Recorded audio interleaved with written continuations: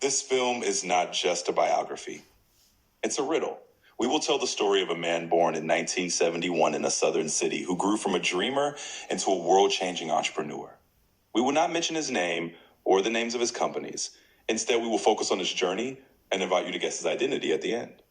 Early life and education. He was born in Pretoria, South Africa. His mother was a Canadian model and dietitian. His father, an electromechanical engineer and property developer. He held both South African and Canadian citizenship.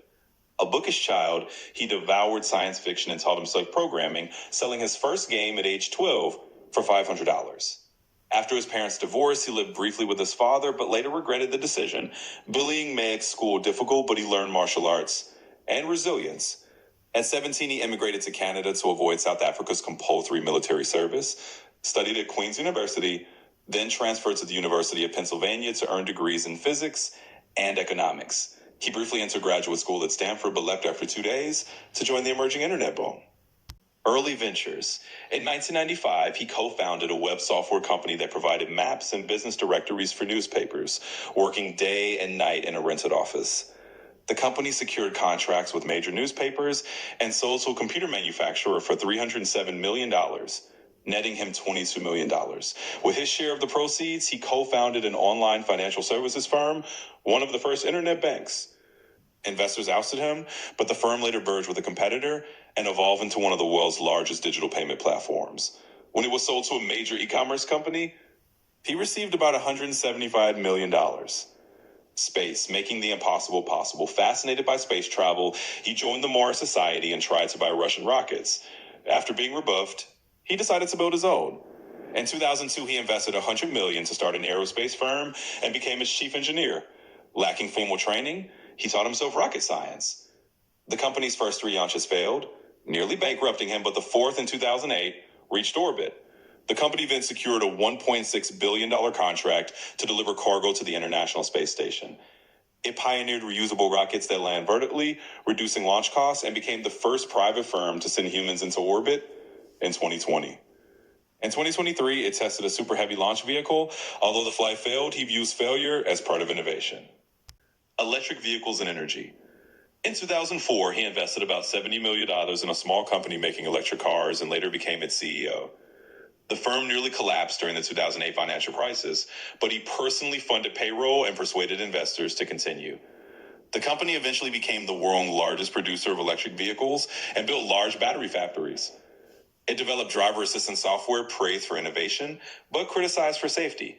In 2025, a German court ruled the system defective due to phantom braking. He also invested $10 million in a solar panel company and integrated with his EV business to offer renewable energy solutions. His ventures accelerated adoption of battery storage systems worldwide. To advance sustainable transport on Earth, he proposed a high-speed system of pods traveling through low-pressure tubes and formed a tunneling company to reduce urban congestion. He launched a brain-computer interface firm to develop medical implants and eventually merge human and AI intelligence. In 2023, he announced an AI company aiming to create truthful artificial intelligence.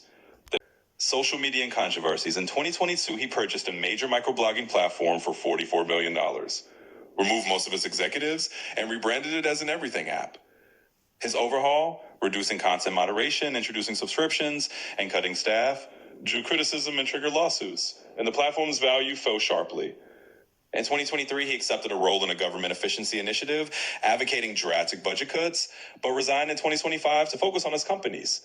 Early in 2018, he tweeted that he was considering taking his car company private and faced an SEC lawsuit. He paid a fine and stepped down as chairman for 3 years. In 2023, a Delaware court invalidated his $56 billion compensation package, citing flaws in the approval process. His firms face lawsuits over discrimination and safety issues, and regulators scrutinize their environmental impact. Personal life and legacy.